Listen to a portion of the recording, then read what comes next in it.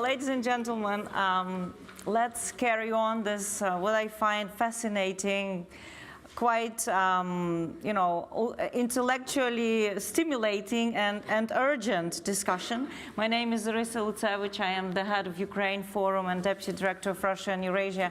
And I think personally, today you see on display an amazing cooperation of three departments within Chatham House, my colleagues Rashman and Creon. We are really, I think, coming at the strengths of what Chatham House is, to bring in diversity of knowledge and expertise for you to be able to take informed decisions. And I would like to thank you on behalf of Russia and Eurasia program for this. So going straight into what I was struck by the message from the Christia Freeland was this kind of winning back initiative argument, and saying that there's an urgency, I have an excellent panel today, and I'm really pleased that we have Ukrainians in the room, literally and virtually, and something that Deputy Prime Minister was saying is not always the case, but it is the case in Chatham House, because we've almost 10 years ago set up a dedicated center called Ukraine Forum, exactly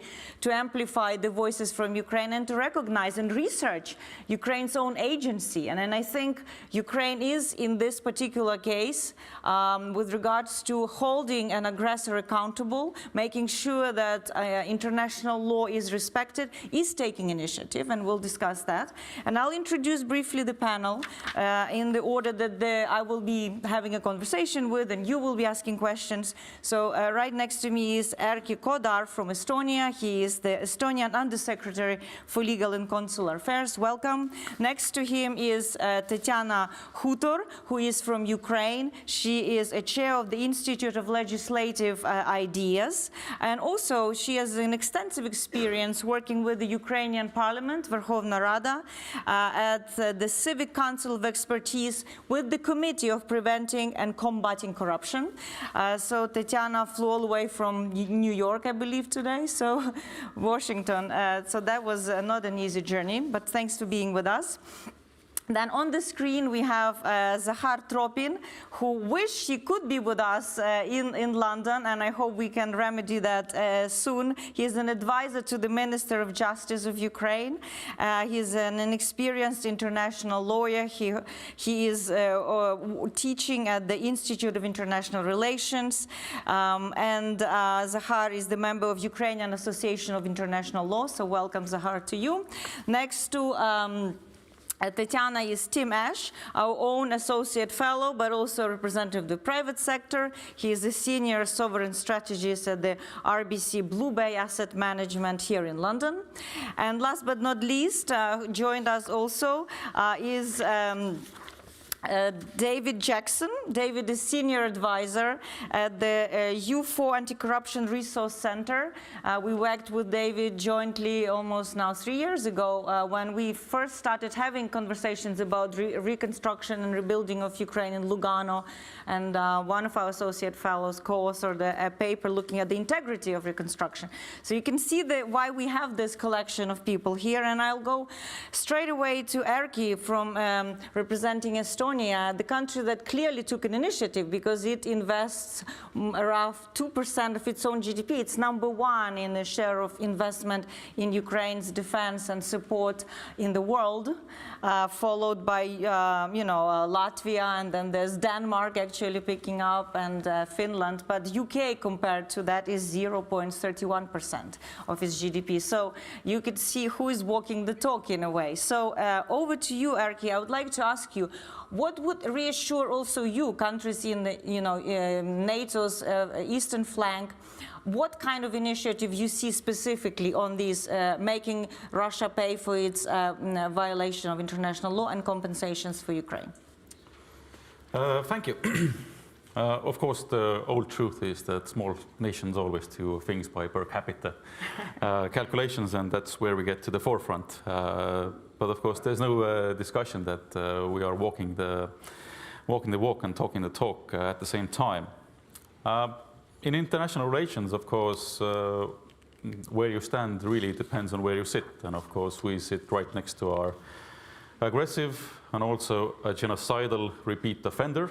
So that's if there's a question of whether we have skin in the game, like was in the previous session, one of the questions, then of course we have skin in the game. And even though one can say this, and this is a weird thing to say in the UK, yesterday we just celebrated 20 years in the EU, proudly we can say that if we weren't by now in the EU and NATO, we might have faced the same fate that Ukraine is facing now. So it is a strategic question of how we approach all of these issues. And I think what the previous session really focused on, and I'll most probably echo some of the thoughts of Minister Freeland and the panelists, but we talk about a lot where the funds are or where the money is or how do we get to it. But we also have to have this understanding of what is the strategic situation behind it and what are the practical implications of it.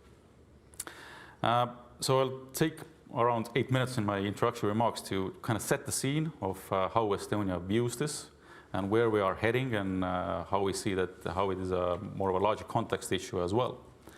Because there is a blunt truth about Russian aggression in Ukraine.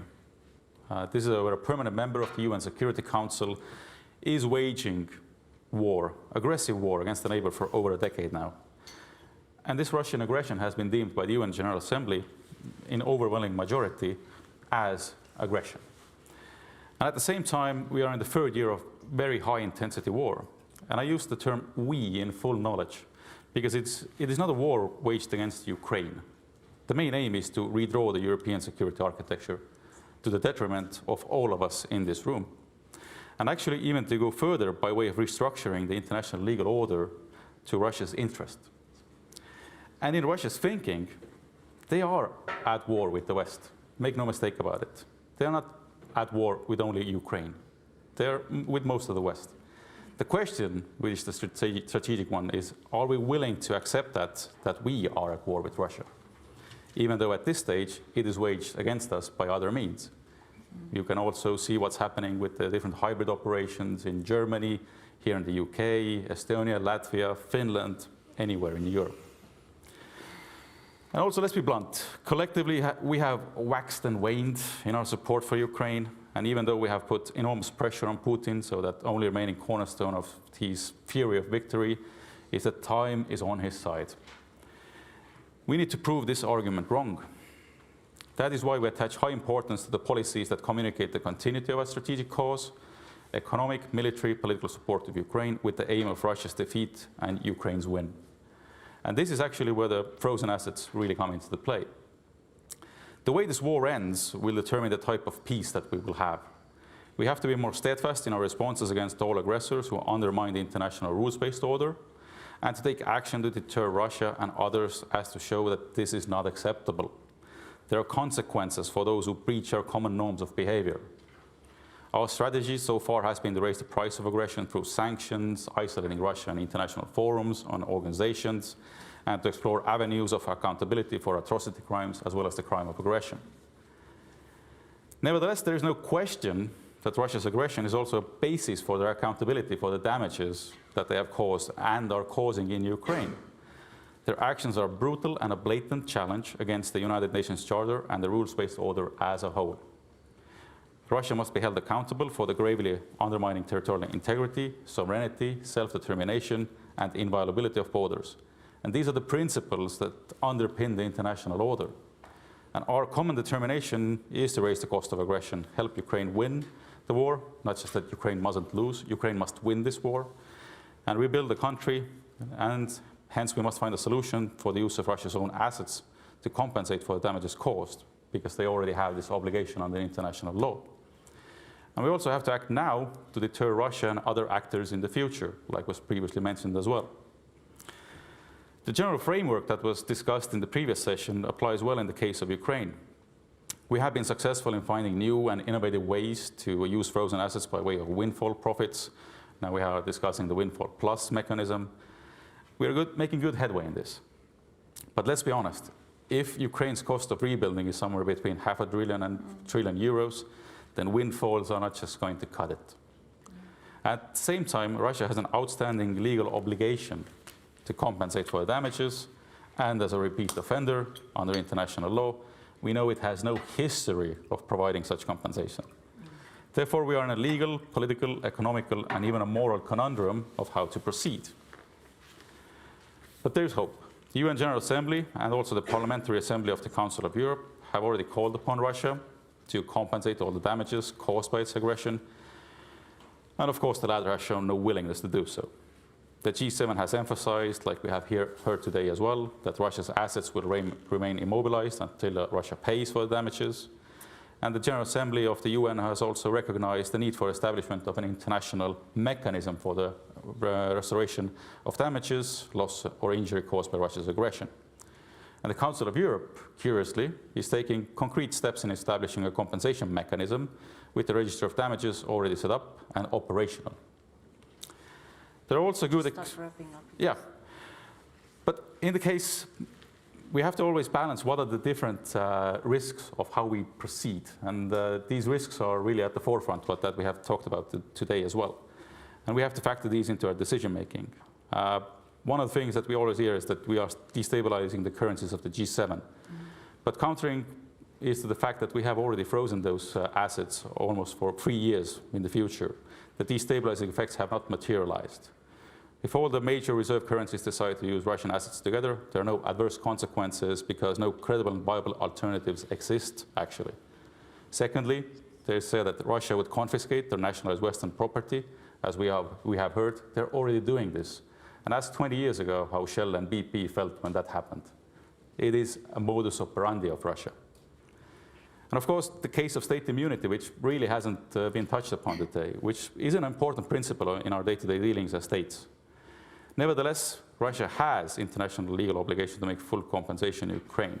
And the aggression is such a serious breach of international law that the international community as a whole is affected, whether by specially affected state status or erga omnes. And under such rules, we may take measures to ensure compensation. And since Russia has shown no willingness to comply with obligations, other states may take action in certain cases and also override state immunities. And finally, we have heard this argument by Christine Lagarde of European Central Bank that repurposing Russia's assets would start breaking the international legal order that you want to protect, that you want Russia and all countries around the world to respect. The counter-argument to that would be that the rules-based order is violated by Russia, not by us protecting it.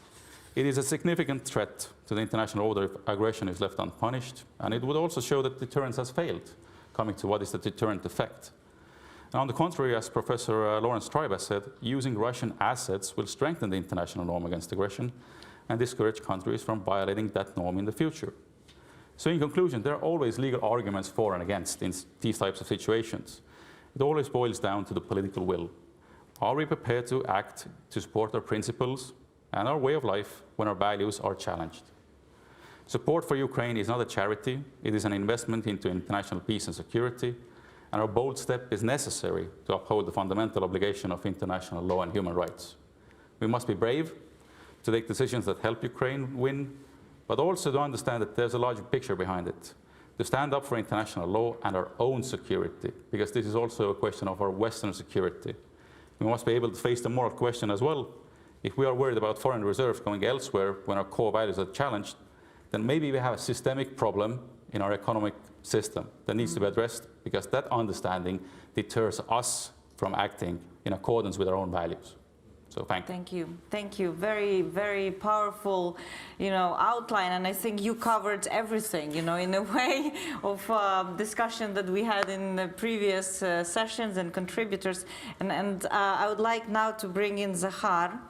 And of course, again, remind a little bit that we are in the midst of a very brutal aggression of a war. And I think Ukraine's foreign minister today said that just in the month of April, think about it, Russia has dropped more than 3,000 guided bombs, and many of them were dropped on the cities of Kharkiv, Sumy, Mykolaiv, South Kherson.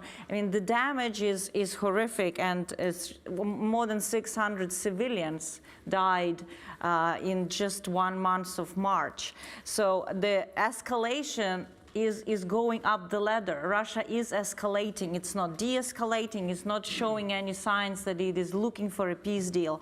This is where we are, and this is where Ukrainian government, Zahar and his colleagues have to deal with. And I wanted to ask you, Zahar, how do you see this pursuit of asset confiscation going? What are some of the successes from Kyiv's perspective? What are some of the obstacles, and how can they be overcome today? Over to you, please. Yeah, thank you for this question, and especially thank you for your remarks concerning the attacks of Russian Federation against Ukraine. Just yesterday, it was brutal attack against Odessa, and where the civil objects were targeted by rockets, and so the damage was awful. But returning to our topic and speaking about Russian sovereign assets, as general progress, I can indicate that now there is actually no real discussion about the legality of confiscation of Russian sovereign assets. This is a result of big work done by Ukraine, our partners, and especially expert community.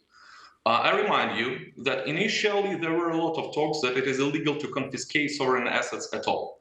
Some of the lawyers even stated that it is necessary to have decision of international court institution permitting to confiscate sovereign assets. As for me, this statement from the very beginning was very doubtful. To my mind, position was and is absolutely simple and strict. Such confiscation is legal due to the countermeasures concept. This concept is widely recognized by international law. However, some lawyers started to say that in case of Russian assets conditions for countermeasures are not met, respectively, it is illegal to confiscate them, even within the frames of this concept. We strongly opposed to these arguments, and the end in this discussion was made by several memorandums provided by distinguished international lawyers who clearly proved legality of countermeasures in case of Russian assets confiscation. As for me, full stop was made by Harald Koh with his statement that international law is strict about application of countermeasures, and international lawyers simply unnecessarily complicated the issue in recent times. Accordingly, now there is no doubt that we can confiscate Russian assets, and these actions will be in conformity with international law. Moreover, if we will apply erga omnes concept, international community is obliged to confiscate these assets as a response to Russian blatant violations of international law. Respectively, now the question is not whether it is legitimate to confiscate assets, but how these countermeasures can be implemented practically. Two levels of implementation are possible: national legislation and international agreements or international level. These approaches are not in contradiction, and they are to supplement each other. Moreover, I think it is important to develop legal grounds at both national and international levels on confiscation of Russian assets for them to form coordinated system. Some steps have already been taken. Ukraine adopted very detailed legislation giving possibility to confiscate Russian assets. However, taking into account that there is almost no sovereign assets of Russia within the Ukraine, mostly this legislation is applied against sanctioned private persons who are supporting Russian aggression against Ukraine. The Canadian Parliament adopted amendments to the Canadian Special Economic Measures Act. The proposed these changes allow government of Canada to confiscate assets of states and persons involved in the gross violations of international law, for instance, aggression. In March 2024, Switzerland Parliament decided to start elaborating legal frameworks for confiscation of Russian frozen assets. The work is going on. In Estonia, there is a draft law on confiscation of assets. As I know, the same situation is within the United Kingdom. There is a bill in the House of Commons regarding the confiscation of state assets. As you know, the last prominent step in this aspect was in the United States. I'm talking about the Repo Act that authorizes the confiscation of Russian assets located on the territory of the United States and their transfer for assistance of Ukraine, and which was adopted. At the level of the European Union, various ideas for using frozen Russian funds have been discussed for quite a long time. Today, there is only decision to separate accounting of surplus profits from the frozen sovereign assets of the Russian Federation. We are expecting more substantial decisions of European Union in this regard. For instance, about the confiscation of sovereign assets, and are trying to explain that there is no other real options except for this action, I mean confiscation of Russian assets. As you know, the difficulty is that the process of adopting legislation in a lot of states and organizations is not so fast and depends on the political will of the states in which Russian assets are frozen. And you can see outcome of this problem. Actually, we have active legislation in Ukraine, Canada, and now in the United States. However, it is not enough to have such legislation. We need its real application. Example of Canada is very showing in this case. Respective legislation was adopted in 2022, but still we have no examples of its application. I hope that United States will not repeat this situation, and Repo Act will be actively enforced by United States government. We do understand that one of the problems of practical implementation of national legislation depends on answer to the question where we will transfer confiscated assets. There are two answers on this question. States can transfer these assets directly to Ukraine and or specially established international institution or institutions. Nevertheless, small remark, states can confiscate Russian assets now, but leave them within the disposal of national governments till the resolving of this question. Moreover, as I stated in the very beginning, it is strategically important that the policy of foreign states and confiscation of Russian sovereign assets is coordinated with each other and Ukraine. If we are going through the second route, I mean international instruments or international institutions, it is to be addressed by second level of legal instruments implementing countermeasures. I am talking about the international agreements or other instruments on international level, which will establish a mechanism of accumulating or transferring Russian sovereign assets. Confiscation is the only option.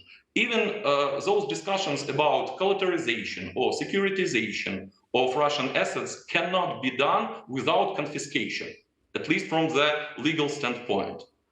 So the point is on technical aspects, how to make such confiscation.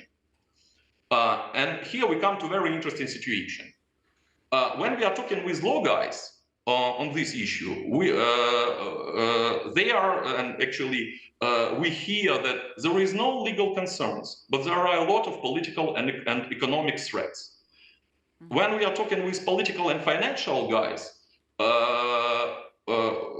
they are saying no political and financial problems, but a lot of legal concerns. Let's be frank. There is no real legal, political, or economic concerns. Those which are raised are very overestimated or can be mitigated by technical decisions. All these situations. Sorry to interrupt. Just 1 minute for you to wrap up, so we can, because we still have. Just finish. Okay, I'm finalizing. Yeah. All the situation looks like those who are making these talks are trying to find out reasons why not to confiscate Russian assets instead of finding technical mechanism how to do this. So our proposal is to stop these games and start real discussions about technical aspects of Russian assets confiscation to Ukraine, if yes, in what way, or through international instruments where those assets can be allocated or transferred. Compensation fund within the international compensation mechanism, Ukrainian recovery fund, Ukrainian support fund, trust fund, World Bank, other financial organizations, escrow account, whatever. We count on our partner supports in finding appropriate legal grounds for the elaboration of the above-mentioned approaches. Please bear in mind that confiscation of Russian assets will help to fight with Russian aggression and its consequences, and save thousands of lives in Ukraine. Thank you very much. Thank you, Zahar. I think this is a good idea for the next Chatham House conference, is to go down after there is a good decision at the G7 soon. We'll be able to discuss all the practical details of how this is actually going to work. Well, we only wish for that to happen, and on our part, we are ready to convene another meeting on this. Now I would like to go over to Tim and bring back the bit of economics and numbers. You know, when you think about the damage that Ukraine, you know, incurred just in 1 year of last year, it's roughly 75 billion. This is not just what is needed to fight the war. This is an annual damage that Russia causes by the type of war Russia is fighting. And clearly, the urgency is here. We've heard a lot about it. So how do you see also this kind of argument of public financing of Ukraine if we don't confiscate this? Can we publicly finance Ukraine through existing means? Yeah, well, the session's been fantastic. Thank you for our colleagues at Chatham House for putting it on. From the earlier session, just one really point. Victors don't pay reparations, right? If Ukraine doesn't win this war, there's no debate about frozen Russian assets, right? There won't be reparations, right? And people talk about recovery and reconstruction. Again, there will be no recovery and reconstruction if Ukraine doesn't win. That's the reality, right? And, you know, I'm a macro guy, macroeconomist. If I look at the numbers and I look at the moment, what it's costing to keep Ukraine in the war, it's about $100 billion a year, $100 billion. Yeah, that's the cost, roughly, of allowing Ukraine to survive, not win the war. 100 billion bucks, right? If you look at the numbers, it's 40 billion budget and balance of payments support. Read the IMF standby report, EFF recently. It's about 40 billion budget and balance of payments support, 60 billion military support. If you look at the breakdown of that 100 billion, it's about 50-50 Europe and the US, more or less. It's 45 billion Americans, right? The 61 billion that the US Senate finally got through gets Ukraine to the end of the year. With a Trump presidency, probably the US bit, the 45 to 50 billion, drops off a cliff, right? So the way I look at it is Ukraine has a financing problem. There is a financing gap in 2025 that no one's really talking about. As I said, the 100 billion is not enough to win the war. Yeah. Probably Ukraine needs 150 bucks to win the war. So who's going to fill that financing gap when the Americans walk away? What's the cost of Ukraine not being adequately financed? It's defeat. That's the reality. It loses the war. What are the consequences? And you know, the only solution to fill that financing gap quickly is frozen Russian assets. If we don't do it, Ukraine loses. That's the reality. And the counterfactual, I love the academic arguments by the opposition to this. It's wonderful. Semantics, right? But those people who oppose it don't tell me how is Ukraine going to be funded if we don't use frozen Russian assets. And the reality is we're not funding Ukraine adequately enough. It is.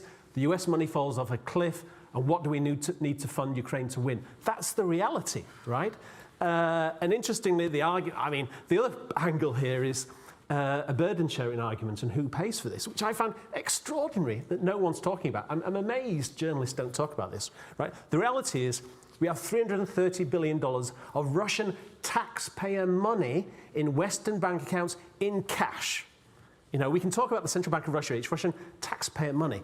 Meanwhile, our G7 allies, partners, whatever you want, are very happy to spend Western taxpayers' money to fund that 100 billion and to basically, I mean, it looks as though, because they're defending the $330 billion of Russian taxpayer money, that's a political scandal in my mind. And interestingly, when I go to UK politicians and I pitch this, I say, well, you know, we've got 330 billion of Russian taxpayer money in our accounts. You know, why are we spending our taxpayer money funding this war that Russia started and protecting that money? That's a brilliant idea. We love it. Let's do it. And what happens? We go to our Treasury, UK Treasury, European Treasury, Bank of England, ECB. I call it, there's like a European swamp, right, of bureaucracies that hate doing things that are slightly risky. And they basically get kicked into long grass. You know, some of us have been arguing for 2 years post-immobilization, well, actually pre-immobilization and freezing, 2 years for this to happen. And it hasn't happened. Absolutely remarkable. Why? Because those bureaucracies have basically blocked it with arguments like the reserve currency argument. You know, I've been in capital markets for 30 years. It's my job. I'm an asset manager. We manage $160 billion of assets. I can assure you, the move to immobilize had zero impact, 0 basis point impact. Well, 0 impact on the dollar, on the euro, on bonds yields, on treasury yields, 0 impact, right? The market has already priced it in. It's very unlikely that Saudi or China are going to move their money currencies elsewhere. There's nowhere else that they can go, frankly. And if the Chinese move their cash out of treasuries, it crashes, they lose. It destabilizes local markets. The Chinese don't want that. It's not going to happen, right? But I think the important point, I think this is the message to Lagarde, is she shouldn't be worried about the impact on the euro of utilizing frozen Russian assets. She'll be worried about the failure to use frozen Russian assets to support Ukraine because it loses. What's the impact of a Ukrainian defeat on the euro? I would say it's devastating for Europe. It's devastating for the euro. That's a destabilizing factor because tens of millions of Ukrainians will move west, undoubtedly. That will cause social, political, and economic problems in Europe. It will boost populism. Orban will probably try and take Transcarpathia. There'll be lots of potential conflicts within Europe around ethnic issues. Defense spending, you know, Russian tanks will be on NATO's borders. You know, forget about 2% of GDP. We'll have to go to 3%, 4% of GDP. That's hundreds of billions of dollars more on European defense spending. I don't think that's kind of good for the euro, right? I think that's a disaster for the euro. That's the message we'll be sending to Lagarde. I don't think we can afford to sit on our backsides and allow Ukraine to fail. At the moment, it's not been funded. That's the reality. And Ukraine will lose this war, you know, unless... And I think the reality is, the problem as I see it, the decision makers on the frozen Russian asset are the wrong people, right? They are the bureaucrats. They're not the national security thinkers. And I think in the end, the French and Germans, it's the kind of people that have misread Russia for a decade are still making these decisions, right? Because they don't ultimately realize the threat from Russia. They don't realize, and actually Macron maybe has changed the view, right? I mean, Russia is an existential threat to Europe, to European security, to European unity, to the whole European project, right? And unless we defeat Putin, you know, we all lose, right? And unfortunately, unless the West is willing to write big checks to fund Ukraine adequately in the war and give it all the armaments to win the war, and that's Western taxpayers paying, you know, it will lose. Or the only other, and I don't think there's the political will at the grassroots level to sell that story to our populations because of the cost of living crisis. The only solution is frozen Russian assets. That's the fact. Let's wrap. I mean, I think they see a round of applause. I think you're absolutely right about the cost of inaction, and I think this is something we often lose out of sight. And also, I think just looking at it as an insulated case of Ukraine for Ukraine, it's actually missing the big picture. I think fundamentally, as Putin is, as I said, escalating. He's not changing his war aims. He is in a conflict with the West because he's undermined to break the transatlantic unity, and he wants to break the backbone of the European Union. And this is what we are dealing at. And he will escalate along the eastern flank of NATO, no doubt about it. And we do know that the countries are preparing for it. It's not as hypothetical gaming. It's the security reality of Europe today.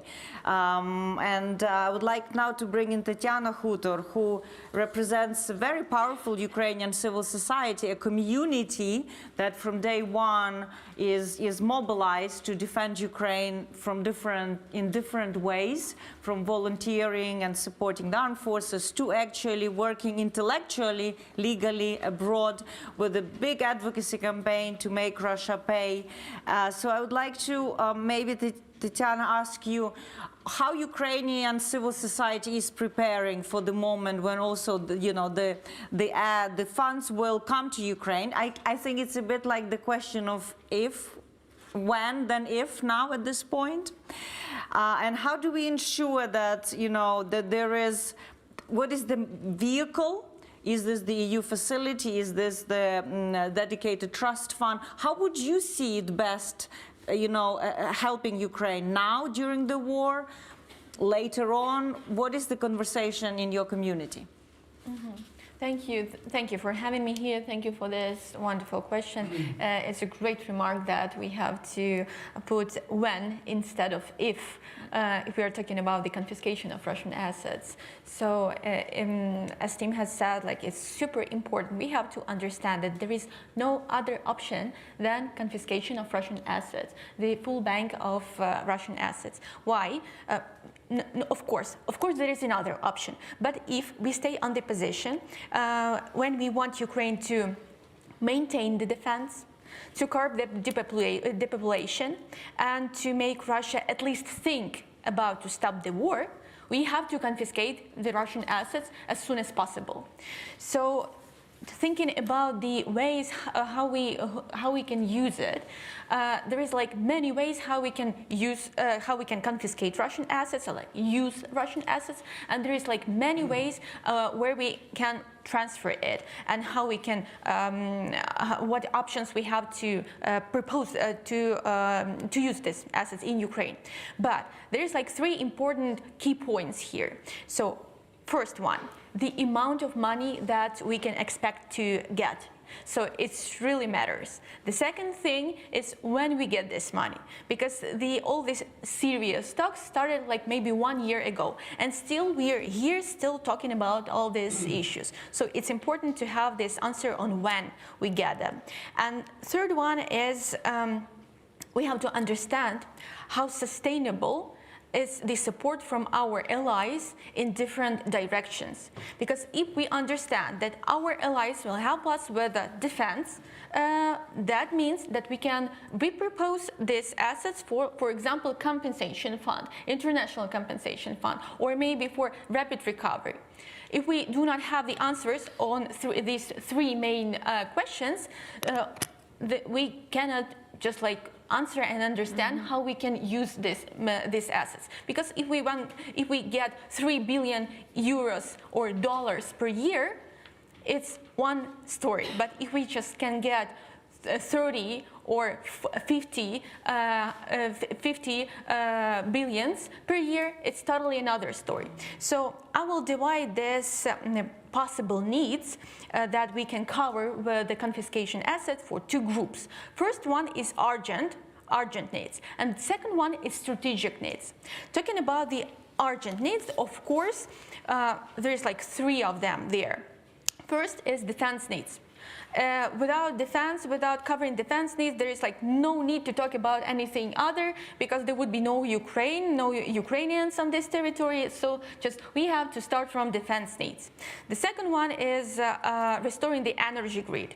So without energy grid, we will not have people there and businesses running there. So it would be country in a war without people. So it's the other aim and goal of Kremlin's regime. So okay, we can fight with you, Americans, EU taxpayers may help you, but you will not have people who live in this country. So it's another thing to cover and to think about. And the third one, of course, it's covering budget deficit. So let's address the numbers.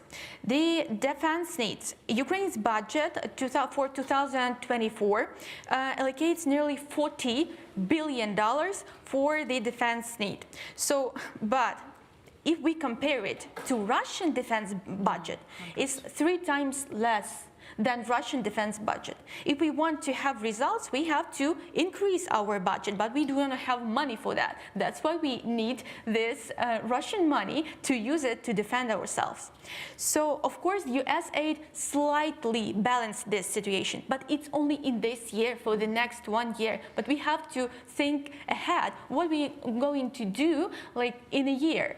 So, and the price of delay is really high. So for this half of the year, when the US aid was there was stuck in the Congress, Russia used this moment, of course, it used it, and in results, Ukraine lost its many territories. And what is worse, Ukraine lost many soldiers, many people, so, and who could still be alive if we get that aid in time. So, and the same thing is worked with Russian money. So the second thing is the restoring energy infrastructure. I will not dwell deeply in this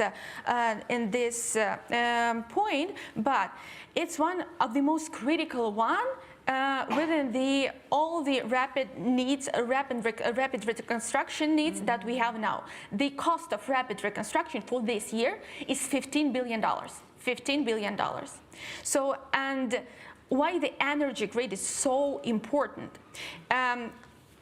In case this winter would be crucial, the moment of the energy reconstruction, like this point would be crucial, because now Ukraine deal with a choice. We have a choice whether maybe to warm people's houses or to give this energy to the companies and to factories. So, and it is disaster, and for sure it will lead us to another wave of depopulation, of emigration. So, and it's like not only like theory. I work in my legal think tank. I have two analysts who are mobilized now, who serve in the army right now, and there would be the third one who will go to the army by the end of this year. It's, if we are talking about the men, and I want to make them, maybe I want to see them alive, and I want them to work, to come back and to work in the analytical center and to work on legislation and policies for Ukraine. We have women, we have really strong experts in our think tank, and two of them are leaving by the end of this year, before this winter. You know why? You know why, you understand why. So because of these two main things. I will not talk about the budget deficit because I think we do not have much time, but I want to point and to address two strategic priorities. So it's a big reconstruction, and it's compensating the victims. Talking about the big reconstruction. So we all know this, sums that were published by the RDNA, and this 486 billion, but in fact we understand that the real sums is around 1 trillion. And recent 2 years, we used to talk about this reconstruction as a let's build better, let's build back better. But as for now, we have to think about let's build something safer. So Ukraine is a frontier country. It is frontier country, and it will remain to be a frontier country. So, but it depends which frontier. And now we have to decide this issue. So we have to build our infrastructure, critical infrastructure, social infrastructure, rebuild it, and not just rebuild it for the future. We have to live, and people have to live their lives, to run their businesses now, because otherwise our economy will just go down. Of course, in this year we have 5% up in our GDP, but because we have to understand it, because the downfall in 2022. So that's why we have to rebuild it safer, and we have to start it right now.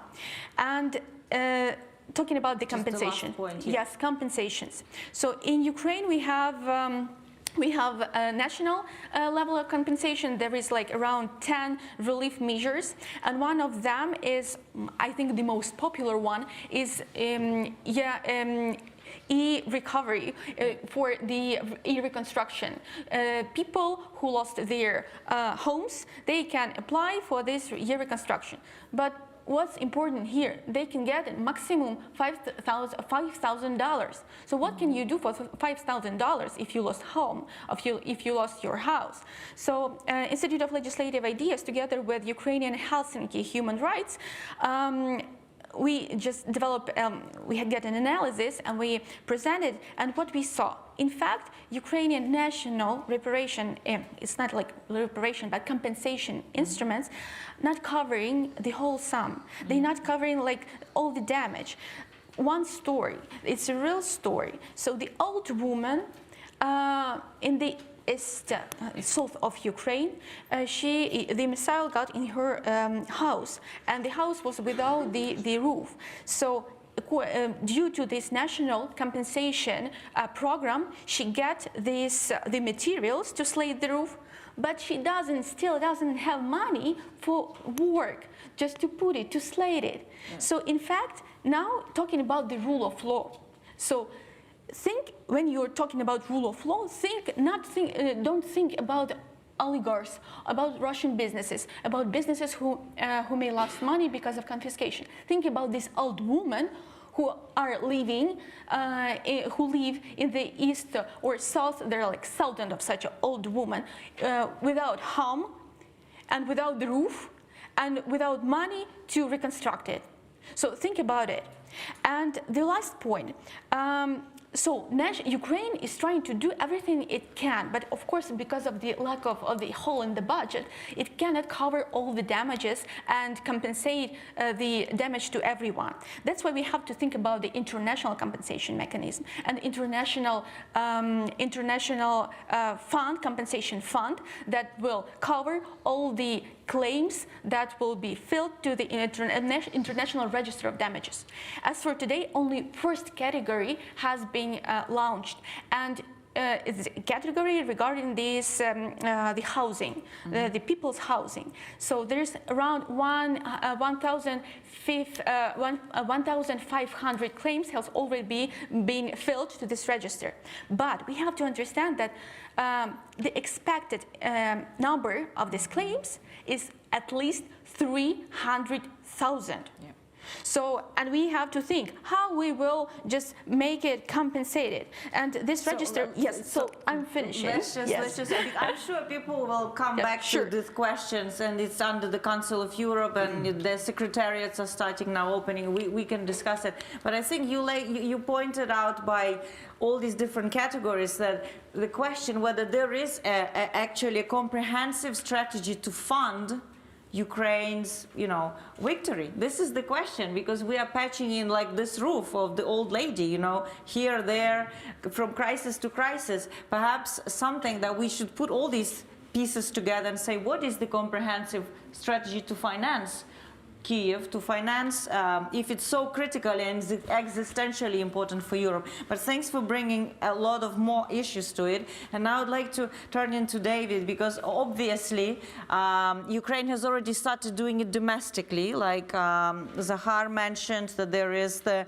they've seized Russian mainly commercial assets. There was a fund for liquidation of consequences of Russian aggression set up that was accumulating it and then channeling it through the Agency of Reconstruction for big infrastructural projects. Let's just think for a moment the explosion, the detonation of the dam of Kakhovka and all the consequences of not drinking water. I think the city of Mykolaiv still remains without drinking water, so the water has to be delivered by trucks. There's a legitimate question, and you looked at Ukraine's integrity and governance. Can Ukraine manage big projects like that successfully? Christoph Freeland was trying to answer that question. It was interesting, her answer. What gives you confidence, actually, in Ukraine's capacity, and what are you worried about specifically in regarding corruption in Ukraine? Thank you, Arisya. Thank you. Really good questions. So what gives me confidence? So we try to keep track of the anti-corruption reforms going on every 6 months or so. The last summary ran to over 12 pages. So it's really incredible what is happening in the context of war, the number of reforms, but more than just technical reforms, the kind of foundations of more transformative anti-corruption are really emerging. We see it in the lack of impunity for elites now. People can't hide from prosecution, investigation. We see it in the emergence of anti-corruption as a social norm. People are much more willing now to take action, to organize collectively. We see it with Manifesto 42 and the businesses there. Far more intolerant of corruption than they were. We also see it in how the political incentives are now set up. So EU accession, incredible or a lot of pressure now to come good with reforms. So I think those deeper foundations, I think, and lack of scandals, lack of well, there were some scandals, but action against it, I think, has been really important. So there is this liquidation fund, and this seems like a pretty ready-made mechanism by which some amount of funding can be channeled through which. From an integrity point of view, I've been discussing with people in Kiev, is it fit for purpose in terms of integrity safeguards? I think the common answer would be almost or yes, but improvements are needed. It is transparent. So Tetiana's organization is one of a number of organizations which tracks what is happening, how decisions are made, and is part of meetings. It is pretty participatory. Community groups are part of decision making, and they have pretty strong methodologies. And the government has also shown that it will accommodate, especially civil society demands about increasing integrity. I think where there's frustrations is that some of the guidance is not mandatory, that they can still be circumvented. So people want to see some of the safeguards enshrined in some kind of stronger legal formula, and also more inclusion in some of the methodologies that the World Bank and others are developing. So I think we can, that fund, I think should be a basis of discussion. I think what we need to consider is what does this mechanism cover in terms of integrity, anti-corruption, and what doesn't it cover? And I don't think it covers the whole chain of implementation. Mm-hmm. So we know from other settings that a lot of the corruption can occur when projects hit the ground, get going. And I think the real concern, despite all this incredible progress, I think the real thing we need to worry about in Ukraine is the re-emergence of what your colleague John Luft describes as systema, this organized network corruption, which was the kind of modus operandi before the war, and which many successive governments tried to bring to the heel, but proved very resilient. So we have to disrupt systema from emerging. I think we need to look at, therefore, anti-corruption all the way down the chain. Local level is very important, even though really good things are going on. It's still a bit patchwork. Police, a lot of the corruption cases ultimately will be investigated by police. They don't have a great reputation. We need to think about supporting police reform. And I think the international community should reflect a little bit. How can our banks be used to facilitate assets leaving Ukraine?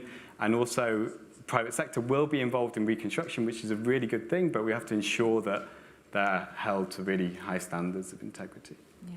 Thank you, and I think it's important that you mentioned the European Union and the membership membership process, because that is such a, almost ironclad framework, especially for rule of law. And we do see a lot of work done inside Ukraine by the members of parliament, by Ukrainian civil society, to ensure that the courts are cleaned up, that the attestation process of judges takes place, that the Supreme Court, actually, something very important, is fully reformed, because that is the ultimate, authority that safeguards rule of law and division of powers and the checks and balances, because this is where, let's be honest, Ukraine is still not fully consolidated as democracy. It takes generations and decades of that effort, and even, like we had a discussion, even all democracies backslide. But what I'm trying to say is that what was important, what you said, and Prime Deputy Minister, that there is a demand for Ukraine, for anti-corruption effort in Ukraine, and the Ukrainian government will be under the magnifying glass. It already is through investigative journalism, and I think through European Union integration process as well, and IMF and others. They all have anti-corruption measures. To be in the IMF program, you have to comply and you have to implement a lot of steps. Maybe there will be more questions on that. Now let's open. We have 15 minutes. I'm sorry it took us a bit longer, but it's a big case of Ukraine and it is the case of the day. So apologies that we don't have enough time for discussion. Just raise your hand, introduce yourself, and let's just dive through it. I don't believe we answered all your questions in the panel. I'm sure you must have something on your mind. Yes, please, the lady here.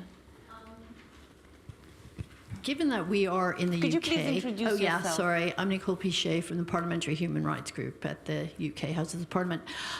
Given that we're in the UK, I would like a bit more reflection on the UK's position, which isn't, I don't know if it's anti as such, but it's very ambivalent. We heard the Attorney General say, you know, property rights are very important, and I know there's a lot of discussion in the government about the technical aspects, so I'm just wondering how you are all engaging with the UK government to get them on board to make sure they support a joint position at the G7 on repurposing Russian assets. Yeah. Let's take more. Yes, please, over there. Yeah, Hi, Martin Sandbu from the FT again. Thanks a lot. Just a very quick comment and a related question. So how the money can be spent depends a bit on how, you know, what form the confiscation or other mobilization happens. So, for example, the European preference for harnessing the interest, they want to spend it on weapons. The US's proposals are repo is specifically for reconstruction. So we don't quite know yet what constraints will be put on that. Of course, if you fund one thing, you relieve pressure on another thing because you can shift fungible resources.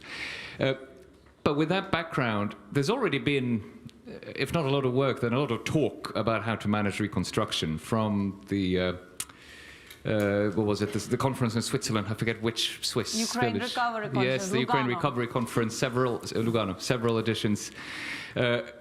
The multi-donor reconstruction platform, if I remember the bureaucratic name right.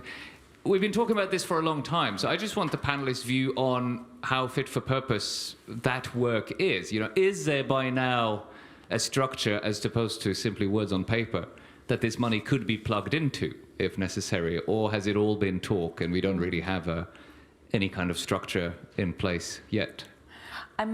Great. Maybe I'll go to Zahar if you can say anything on your work with the British counterparts on the legal part. Do you feel things are moving forward? And then maybe somebody else has.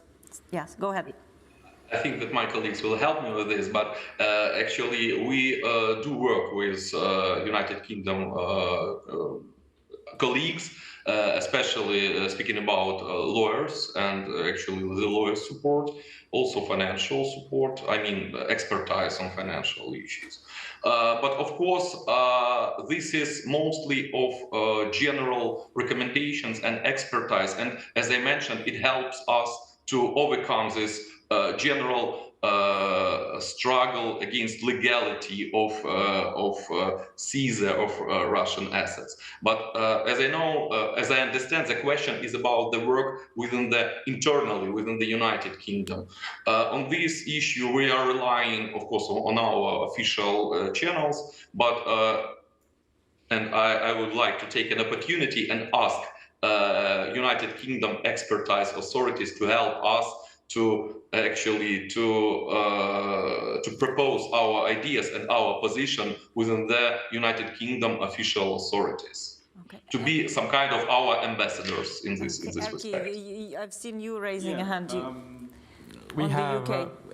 Since Estonia already has a national draft law that is being deliberated in the parliament and has gone through the first reading, and the next two and the third readings will be in the next 2 weeks.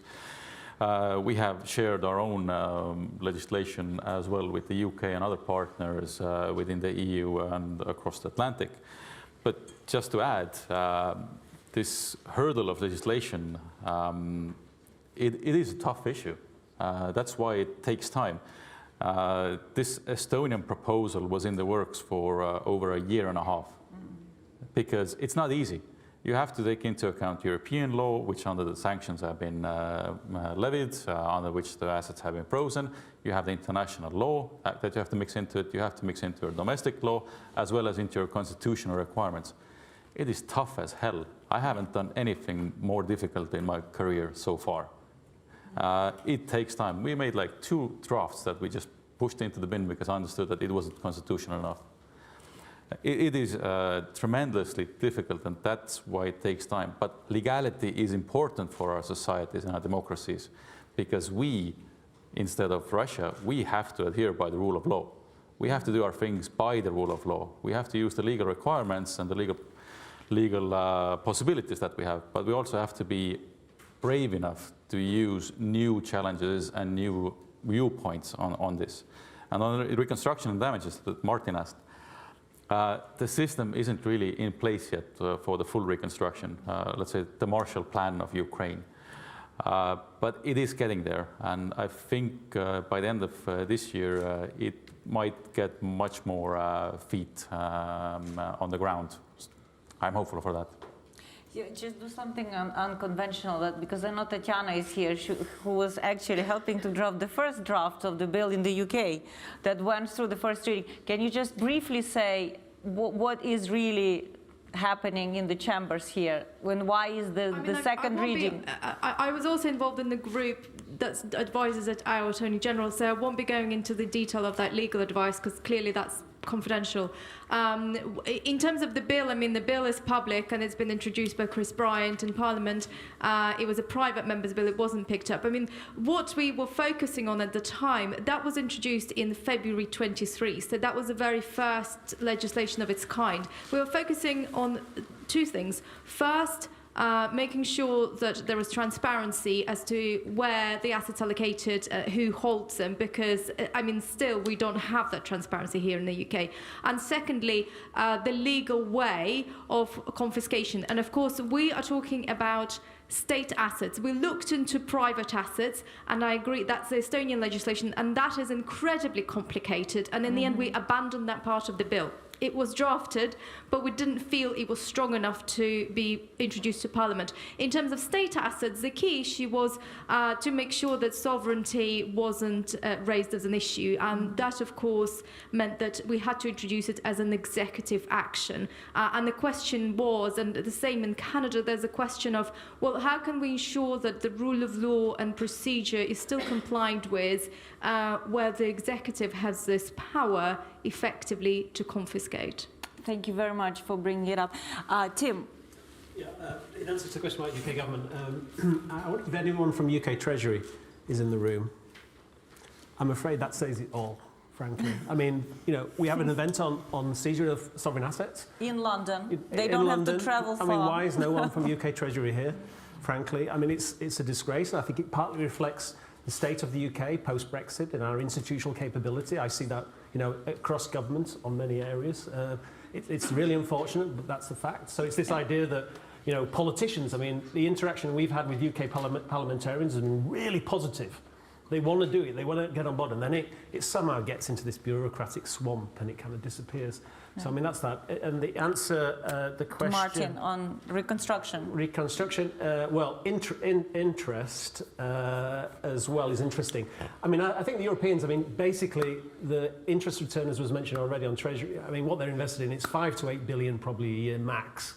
Doesn't touch the sides. We could think innovatively, we could invest it in a portfolio of EM assets, which could generate 10% yield, which would be like 330 billion order. My sense is the European project, or the European idea, is just to delay, to stall, because they don't really want to do it. They don't want to do what they should do, which is allocate the underlying assets to Ukraine to ensure victory.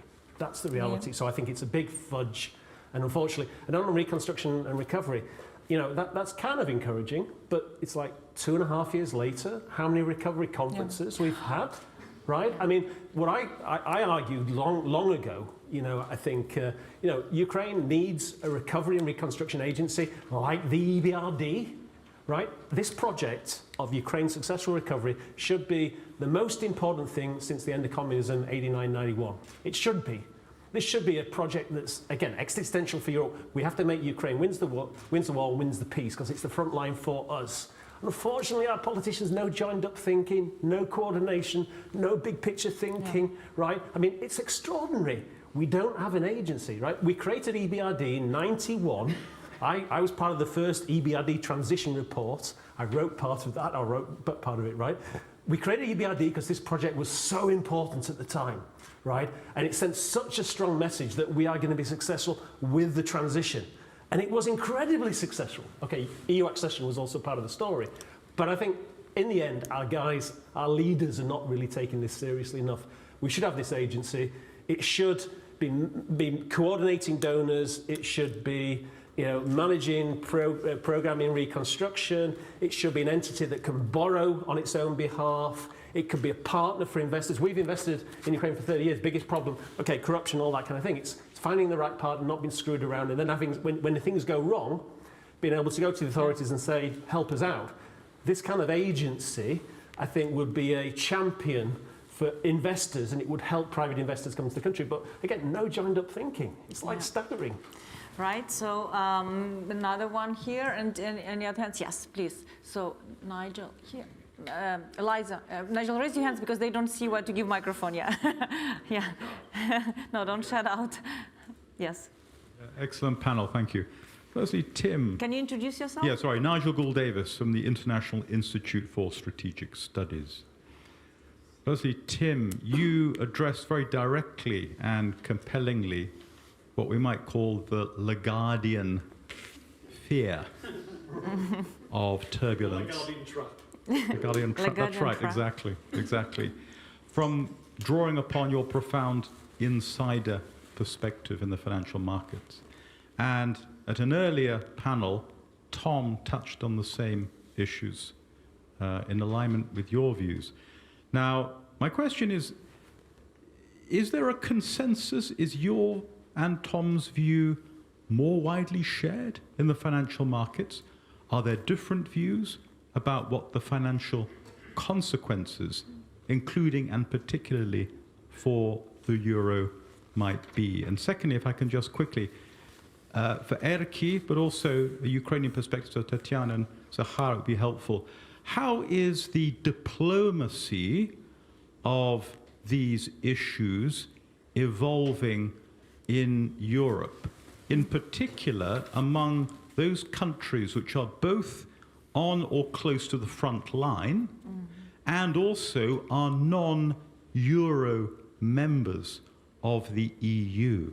And to put it at its crudest, and we spoke about this online a few weeks ago actually, you can imagine a sort of diplomatic pincer movement where the Anglo-Saxons on the one side and the Central East Europeans, Nordic Baltics on the other side, gradually squeeze France, Belgium, and Germany. What does that kind of look and feel like at the moment? Thank you. I will not take any more questions because there's been a lot of good remarks from Nigel and to all of our panelists. So let's take these two questions. One on diplomacy, another on what is the view in the city on this? How converging? The asset management community, I've heard no objections to.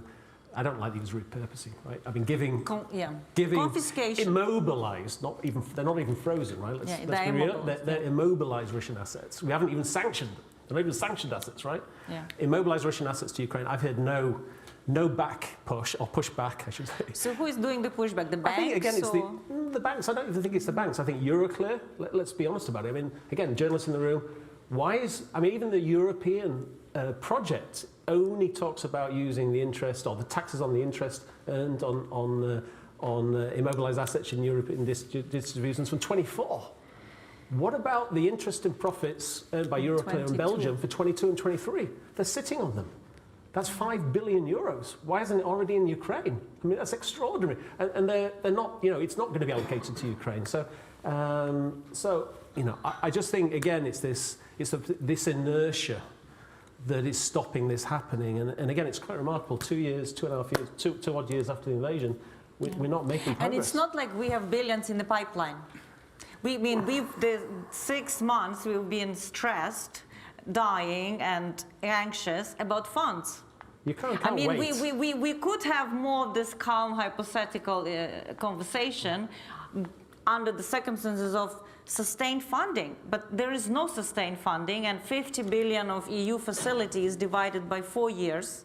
It's not 1 year funding, and that includes a lot of conditionalities, and there will be a lot of hurdles to jump over this. So just, a remark again of the timing of this. And just to wrap up, because I know we will have one more session, not session, but concluding remarks after that. Interesting question of diplomacy. So this inertia, there's internal one, but there's also national inertia, right, that you are trying to overcome with your efforts, diplomatic efforts. How is that? Do you see progress? Do you see alignment? Is there the unity of the outcome? Because there's a unity to stand by Ukraine, but I think sometimes there's a difference in outcomes that Paris would settle versus Tallinn. I think there's a really difference of tolerating risk within the European Union. And it isn't really geographical in that sense, but it's more of a mindset. I'd say that how the EU works at this moment, like we see with the windfall profits, is that we cannot take the full plunge, but we will just dip our toe into the water and see, is it warm, is it cold? And if it's warm, then we might take the next step. That's how the EU works. It takes small steps, but then arrives at somewhere.